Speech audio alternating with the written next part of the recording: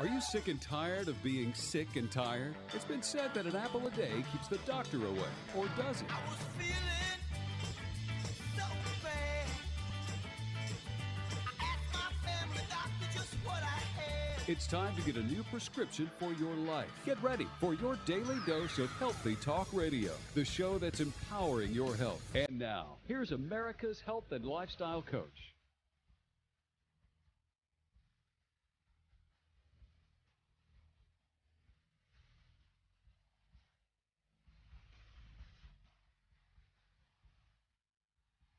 Live. Do you want to get well? This is the show where your health is your wealth. Thriving is more important than just surviving, and the only thing lost are those unwanted pounds. This is Healthy Talk Radio, from heart disease, aches and pains, to even your basic cough and sneeze. This is talk radio that helps you get well, stay well, and live well. Phone lines are open, 888-283-7272. That's 888-283-7272. It's a new prescription for a new you, America. Let's kick it off with Glenn. Hi, Glenn. Recently discovered I had diabetes and dealing with some neuropathy problems and like a natural solution for it. Yeah, diabetes, big issue. But, you know, not, at the end of the day, the neuropathy is pretty common. It goes along with that. So vitamin B6, pyridoxine is the version of it. It works real well. And, again, that's in all the textbooks. You can check those out. A lot of research on it. It does great. So I don't know if you mentioned that to your doctor, but you can. Now, your fruits and vegetables are going to be really important, too, because you get tons of B vitamins, especially from the dark leafy greens. So that's going to be a big piece for you. Just a couple of things to think about. I would mention that to your doctor, though, whoever's working with you. But also your eating habits all the way around are going to be important, and your exercise habits, too. So the exercise habits that you form are going to be critical. I mean, literally. So 4 to 5 days a week, 30 minutes minimum. As long as you can handle that, that's a great way to go. Get a personal trainer, I think, for a short period of time. At least you can start learning the tricks of the trade in the gym setting. And they can get you outside the gym, too, which I hope that they do. But, yeah, coming up with a game plan that way is great all the way around. So hope that helps. 888-283-7272 phone number. And you can check us out online, getwellradio.com. Let's go to, who do we have next here? Let's go to Hank. Hi, Hank. As we speak, my wife's sister is in the hospital. She had a hip replacement, but it seems that everybody that goes into the hospital gets pneumonia, and I'm wondering why that is. What is it being in the hospital that causes people to get pneumonia? Seems like it never gets any better. Well, I mean, it just depends. I mean, you got to think about the hospital. A lot of people in there are sick. Of course, they've got every bug under the sun, even though they do everything in to keep the environment sterile as much as possible. There's still, people's immune systems are depressed, number one, because they're sick and they're ill and they're not doing well.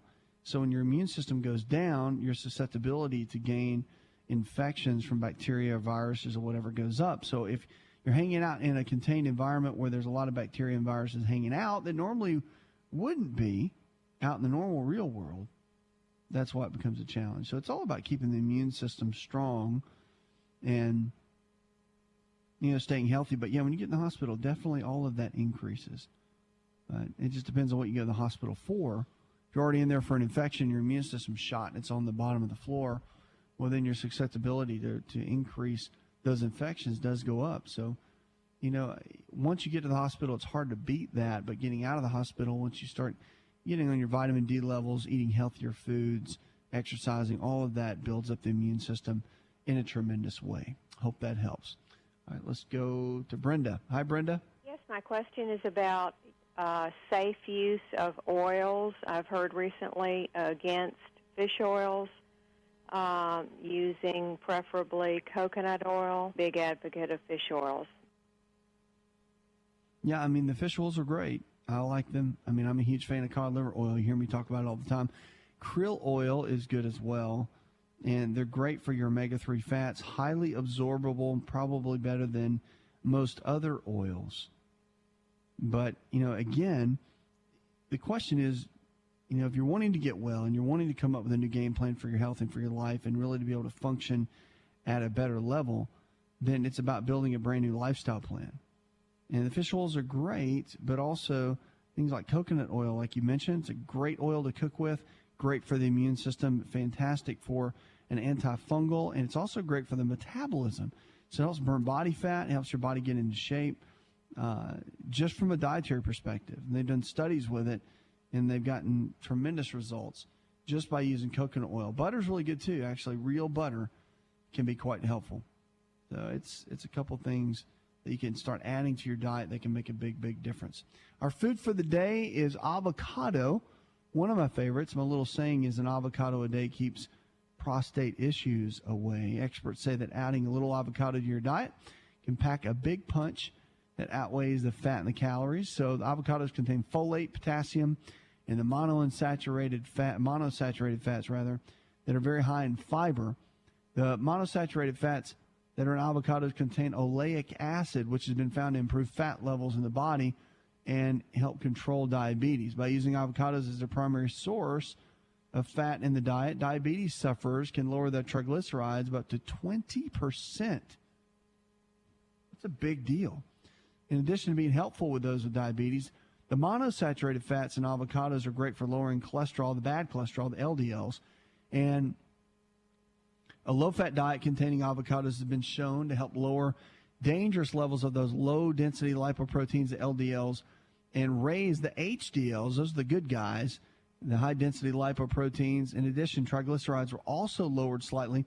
The avocados are a huge source of fiber, containing 10 grams in only one avocado. As we all know, fiber is known to help prevent high blood pressure, heart disease, and certain types of cancer, particularly colon cancer. The avocados contain about 30% more potassium than bananas, and it's beneficial to the body in lowering the risk of blood pressure, heart attack, and cancer. So the folate in one avocado provides almost 30% of your daily recommended allowance. And so as you can see, I mean, you worry about getting the fat out of there and too much fat. It's actually good for you, by the way. So look for the Florida-grown avocados. They contain about 2/3 of the calories and half the fat of California-grown avocados. Also stick with those harvested between November and March, as they contain a third of the fat of those packed earlier in the season. So little tip, go for the Florida avocados more than the California ones if you're concerned about the fat. But the fat doesn't make you fat, folks. They actually help you burn body fat. And the stuff's amazing. The more healthy fats you can get in, the better. They only have good benefits to the body. They're great for blocking DHT. They're great for supporting the prostate. I mean, phenomenal all the way around. So just something to think about. Avocados, one of my favorites. Avocado a day keeps prostate issues away. Let's go to Shelley now. Hi, Shelley.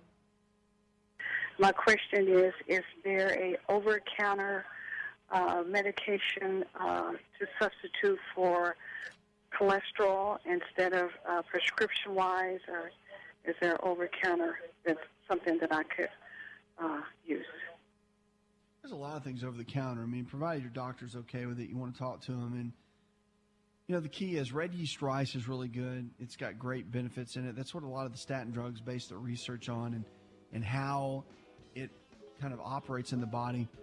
Niacin is really good too, vitamin B3.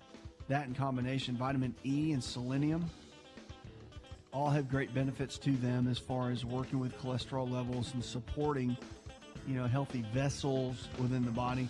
So all of those together work quite well. And don't forget your fish oils and your healthy fats. They all make a difference too. So just digging in and putting all those together, you can notice a huge difference in cholesterol. Be careful doing all of that, though, with taking the medicine. That's why you want to talk with a doctor and kind of come up with one or the other. 888-283-7272. We'll be right back.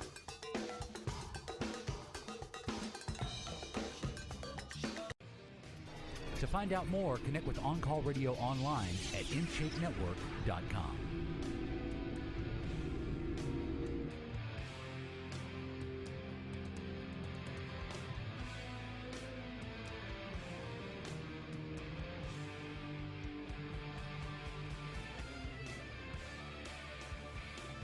Lines are open, 888-283-7272. Welcome back to the show. This is your show. It's the show where your health is your greatest wealth. Now, teens and drinking and driving is always a big topic, but they're saying now But the number of U.S. teenagers who drink and drive has dropped more than half from 1991 to 2011, federal health officials said. Recently, 9 out of 10 of the high school students age 16 and over said they did not drink and drive in 2011. And according to the U.S. Centers for Disease Control and Prevention, it represents a decline of 54% over 2 decades. So there's good news. Some of the data here, the CDC director says, he said there's been some major changes and shifts in drinking and driving with teenagers. And he says the young drivers are 17 times more likely to die in a crash when they have a blood alcohol concentration of 0.08 when they've not been drinking at all. So, good news. The kids have kind of dropped the alcohol at the wheel. Good stuff. All right, Joyce, you're next with us. How can I help? I'm calling in regards to, I feel as though I might have had they just talking about TIAs, I feel as though I might have had one a while ago. I've been having a little trouble speaking at times, and the words aren't coming out right, and my legs have really got, very weak and everything lately. I've got some twitches in my face a few times. My arms, I think, have been okay, but I've tried to talk to the VA about it because I'm a veteran, and that's where I go for my medical care, and they don't seem to look at it or do anything. They say, well, it's just nothing to worry about it. And I do have diabetes. I take insulin, 65 units of Lantus a day and 1,000 milligrams of metformin in the morning and the evening, and 10 milligrams of glipizide in the morning. My blood pressure is basically okay. My cholesterol is good, but I've been having trouble, like I said, walking lately, and I used to go even just a few months ago, but really slowed down, and all I am is completely tired and want to sleep anymore. Yeah, a lot of times there could be several factors to that, just so you know. I mean, if you're a real type A personality and highly energetic and always on the go, and you've got these different health challenges, number one, it could be some of the medications that you're taking, and they could start taking, wearing and taking a little bit of toll on you. So that could be a possibility. Just keep that in mind. Another piece to this that is interesting that you might want to keep kind of an eye on is, just your overall daily habits. So your eating habits can make a big difference. Adrenal fatigue could be another one. So there's a lot of could-bes. But to raise your energy levels in dealing with this, support the adrenal glands, always a good idea. Cutting out the inflammatory foods, really important too. The way to support the adrenals, for the most part, vitamin B5, also vitamin C. It's kind of an old school deal, but it really still works. Cordyceps, holy basil, they all work together too to help. They're called adaptogens, and they can help support the adrenal glands, which can be helpful. But again, when you're dealing with something like this and you're concerned, you've had a lot of different health challenges pop up in your life, you want to make sure you're balanced, and you want to make sure you get the right kind of foods in and the right kind of nutrients in. Blood testing is always good, and you might want to consider one of the nutritional genetic assessments that they're doing now. GeneMe is a great company to look at for that, but they actually do genetic testing to figure out what your specific nutritional needs might be and how to replace certain deficiencies. So great little tool to use along the way. Vitamin D, they're saying now, will not save you from the common cold. This is the latest study. The latest research on vitamin D supplementation, they're saying in a healthy adult population, the vitamin D will not prevent or reduce severity of common colds, said lead author David Murdoch, who's the head of pathology at the University of Otago in New Zealand. He said at present, no supplement has been shown to perfectly prevent colds. He said we need additional evidence from rigorous studies like ours before making claims about any nutritional supplement potential to ward off the colds. Now, research studies have been published recently in the Journal of the American Medical Association about this, that vitamin D helps keep the immune system functioning at a peak level. Several observational studies have shown or suggested that people with higher levels of vitamins, of course, have fewer colds, and colds are known as upper respiratory infections. But to test the association, Murdoch and his colleagues recruited more than about 300 healthy adults from New Zealand, and they all had normal vitamin D levels at the start of the study. Half the group was randomly assigned to receive oral vitamin D, while the other, of course, got the placebo. And those that had the vitamin D were significantly impacted. So it does make a difference. And vitamin D, of course, is that wonder nutrient that's just we've known about, but we've never really studied it. And, of course, we're studying it a lot more now. It's getting a lot more attention. The media and a lot of the university studies, and doctors are putting their patients on there and whatnot, and it's making a huge difference. So getting into a place where you can function at a peak level and get your immune system strong, eating the right kind of foods, lowering your stress levels, all can make a difference on the long end. So, it's all about lifestyle. It really is. It comes down to our choices every single day. And are you going to make good choices or bad ones? Because the body changes. And remember, the cells are turning over every single day, and you get a brand new body about every year. So what kind of choices are you going to make now to ensure that you have better health tomorrow? That's the question. So if it's diabetes or heart disease or arthritis, whatever it might be that you're struggling with, it's about coming up with the right game plan from that point on. That's what it comes down to. Now, they're saying poor sleep in teens are linked to heart risk in adulthood. Interesting. They're saying if you don't get very good sleep in your teen years, then you can have an increased risk of heart disease later in life. I don't think it's pretty hard for the teens to get a lot of sleep. Have you ever been around a teenager? Do you remember being a teenager and sleeping 12 hours a day?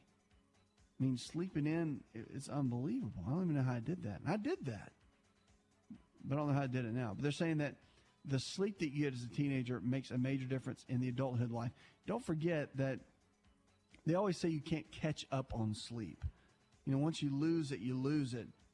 And so if you've been that adage of you'll just sleep when you're dead kind of deal, make sure you pace yourself, because your sleep you get does add to your overall vitality, your energy levels, and your longevity. We'll be right back.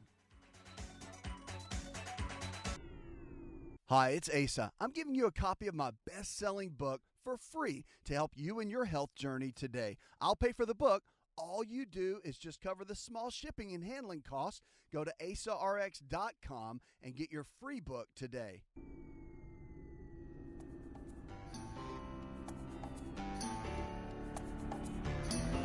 To find out more, visit the show online, InShapeNetwork.com.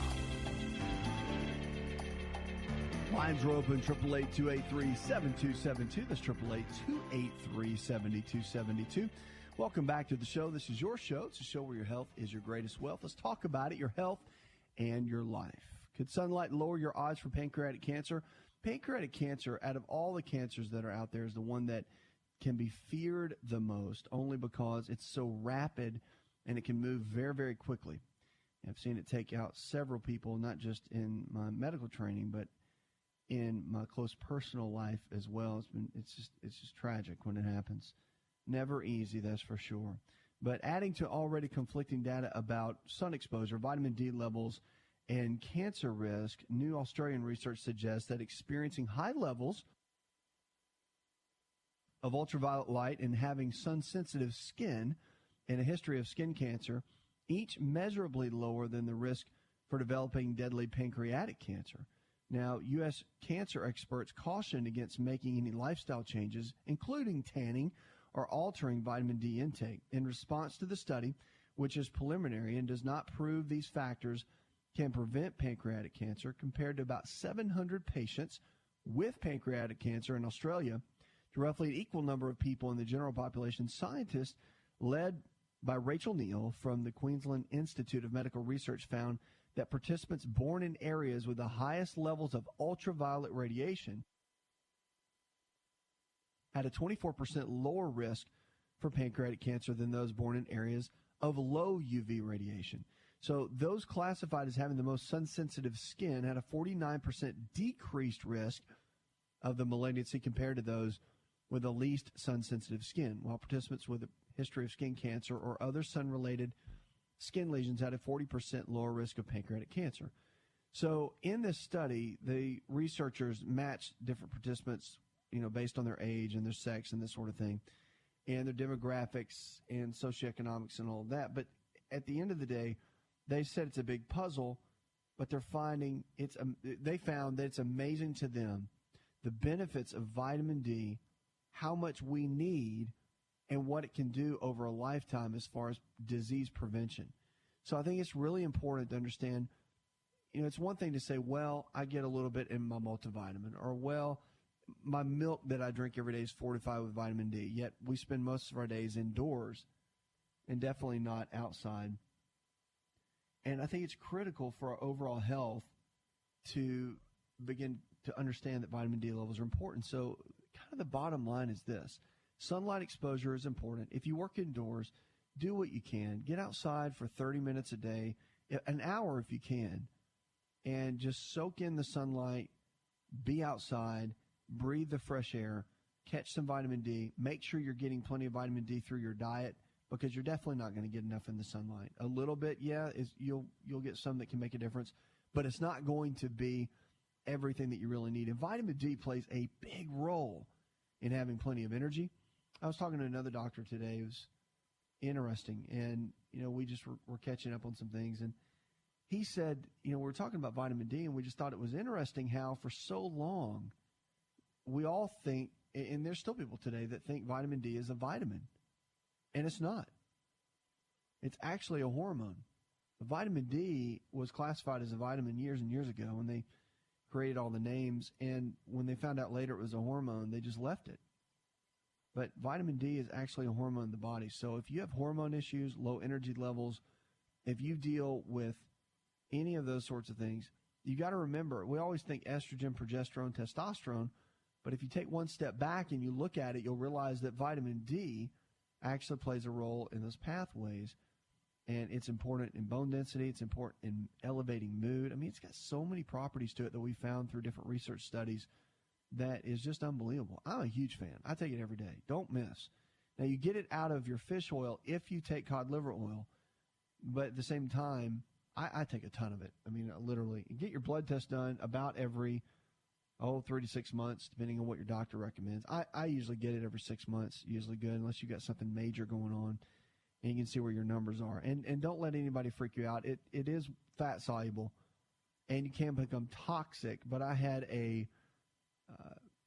is a PhD, and he had done tons and tons of studies, and he told me that it doesn't even begin to become toxic till it gets in the low 300s. So even if it goes, I mean, the range in blood work is up to 100.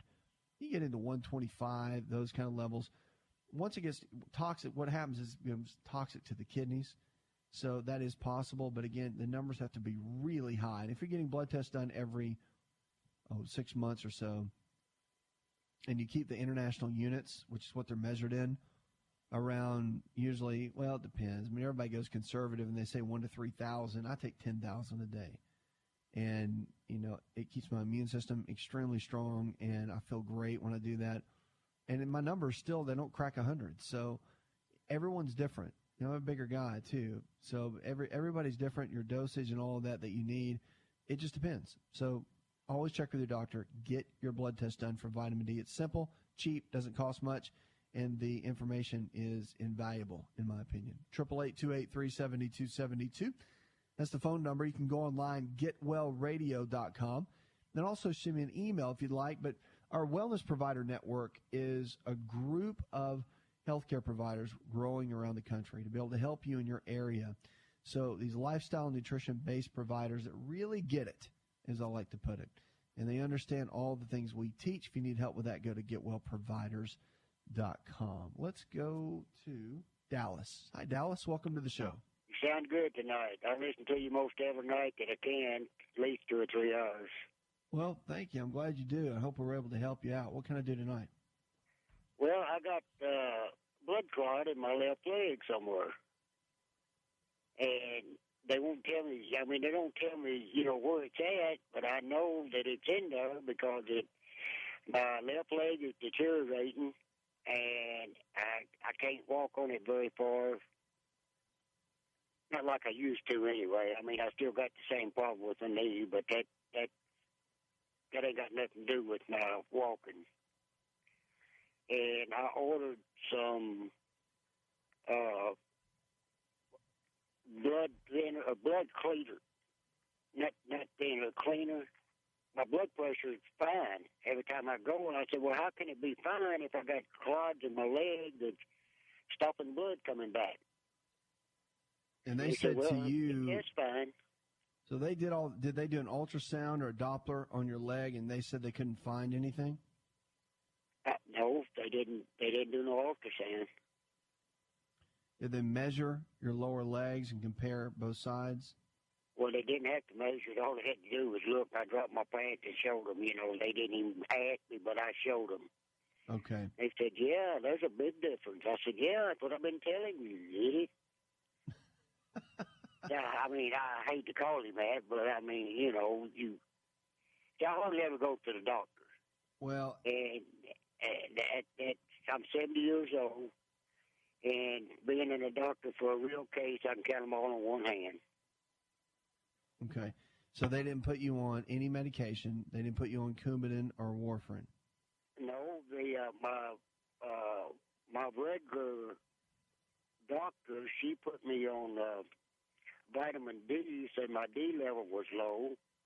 Okay. The last 2 times I've been there, it's been low, so I started taking a tablespoon of cod liver oil, plus I heard you talk about 50,000 units of something for your blood, and that's what she gave me. Well, it's 50,000 units of vitamin D is standard of what most doctors are prescribing now per week. Yeah, that's what she told me, but you prescribed it to this individual or something for 7 or 8 days on and 4 or 5 days off. Yeah, I didn't prescribe anything. I just mentioned it. Can't do that. But, yeah, I know what you're saying. Here's the key. The key is if they didn't do any testing on you, okay, and I know that we all have intuition about what's going on inside of our bodies, but if they didn't do any testing on you to see if there's a blood clot going on, okay, and you really believe that there is, I would go to your doctor and I would push them. The testing that they do for that is relatively inexpensive. Doesn't cost a whole lot, and it's non-invasive, and it's a pretty simple test that they can run and check that.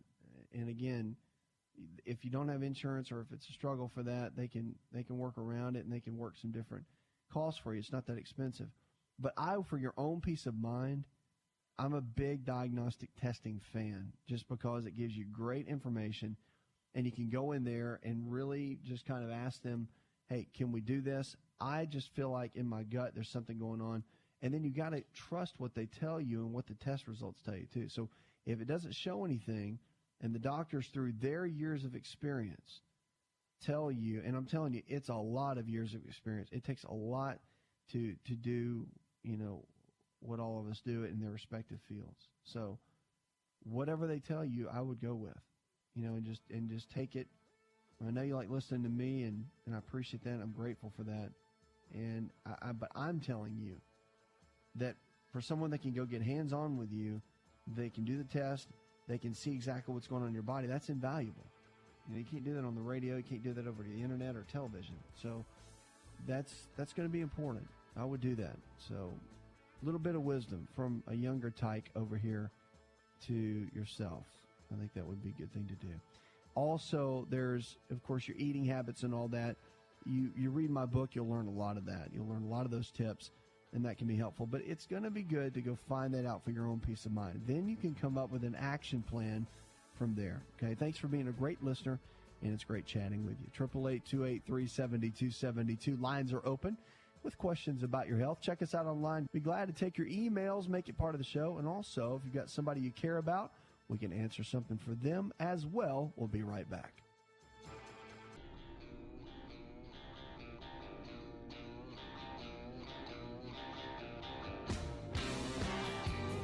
Connect with On Call Radio and watch On Call TV at InShapeNetwork.com.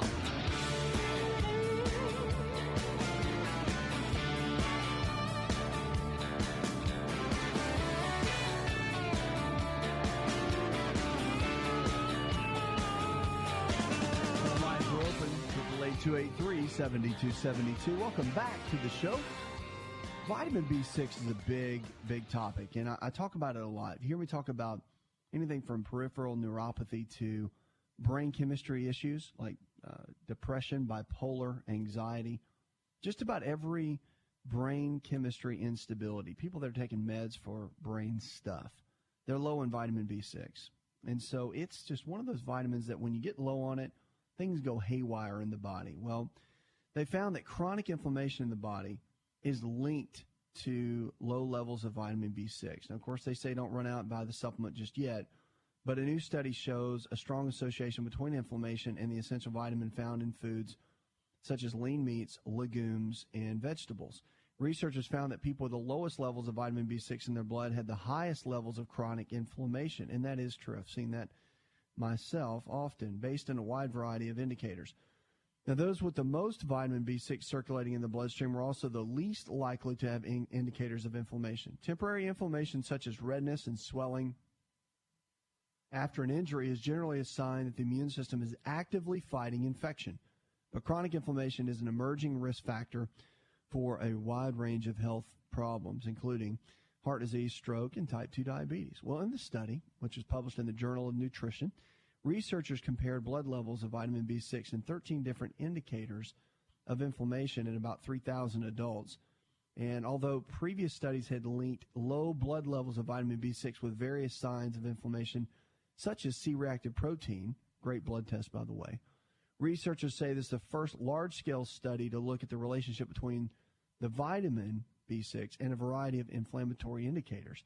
So the results showed that people with the highest overall inflammation score based on the 13 different indicators had the lowest levels of vitamin B6. The reverse was also true, though. Those who had the highest levels of B6 had the lowest amounts of inflammation. It's really interesting, actually. So from there, it's going to lead, they say, to new treatments and or dietary recommendations. My gosh, start making the recommendations. If you're a physician and you're listening, I'm not telling you how to do things. Please don't take this the wrong way. But really, really, more than just send them down the hall to the dietitian. I mean, look at some of these studies and implement them in your office, especially in family medicine. I know in specialties it's tough to do all that, but in family or internal, please start reading articles like this and implementing them. I know it can be tough in the hours of practice versus your re-education hours and all that is important, but these are so critical, I think, and just from a preventative standpoint can make such a big difference in your overall practice and with people's lives. And it's so interesting, and I know that, I mean, for me, it fascinates me, and I just think I see something like this, and if you've ever used this in practice at all, at any level, whatever your specialty is and whatever kind of doctor you are, or clinician, or any kind of nutritionist or whatever, when you see people's lives change based on foods that they eat or supplementation and symptoms begin to go away, it's incredible. So the research is out there, and it's coming more and more. And with the Journal of Nutrition, which I love reading myself, it's phenomenal. And it's exciting for me to see all of this stuff that we talk about. Europe does a lot of studies, but when we start doing these here in the States, it's great because things are moving into the forefront, and people's lives are going to get touched, and they're going to get changed from more of a natural perspective, which I think that we need to do as much as possible. 888-283-7272. Lines are open with questions about your health. We're going to Brian now. Hi, Brian. Welcome to the show. Oh, Dr. Asa. Good to talk with you, sir. Just kind of give you a quick rundown. I've also, like your last caller, had blood clots in my legs. Mine traveled into my lungs. My last episode was in September when they diagnosed me with the blood clots, and I've been stabilized on warfarin or whatever, and been that way for now since then. One of the things I still am seeing is shortage of breath. What kind of things would you put or try and do to try and kind of rehabilitate and get more breathing ability, or what would you normally recommend? Well, if you're taking the Coumadin or the warfarin? Yeah. I don't know. They really haven't decided how long to be on there, but my gut reaction is at least a year, and then we might reassess it. But even still, carrying a fair amount of weight and trying to lose weight, but have not been real successful. but I still see that my breath and my breathing ability is limited to I can work a moderate level. Let's say like the old time when I'd shovel or pick, I just can't do it very hardly much. I get to the point I'm short of breath so bad. Is there something that you would normally recommend to try and rehabilitate a patient like that? One of the biggest keys that I've seen in kind of some of the research that I've read and just, that's out there right now currently is to get your lifestyle factors really in check. Because when you're doing Coumadin and warfarin, again, it thins everything out. It can make you tired. It can make you fatigued. So staying on top of your blood work's important. Really making sure that you get plenty of green vegetables, dark green leafy vegetables, a lot, 3-4 servings a day. Red meat is also, believe it or not, really is chock full of the nutrients that are going to bring more oxygen into the red blood cells, which can make you feel better, decrease fatigue, and increase energy levels. And getting your blood work done, checking your hormones, is something you might want to do with your doctor, and also have them look at MMA, which is methylmalonic acid, and folic acid. Those can tend to get really, really low when you're in your kind of situation and can cause you to have the kind of fatigue that you're dealing with. Check into that. Keep me posted. You're listening to Healthy Talk Radio.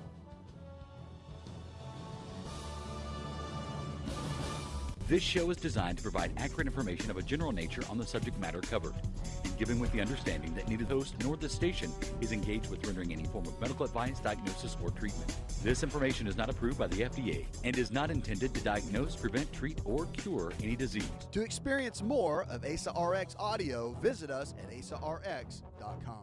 Hi, this is America's Lifestyle Coach. When it comes to digestive health, probiotics are the key. Why do employees, owners, and managers of health food stores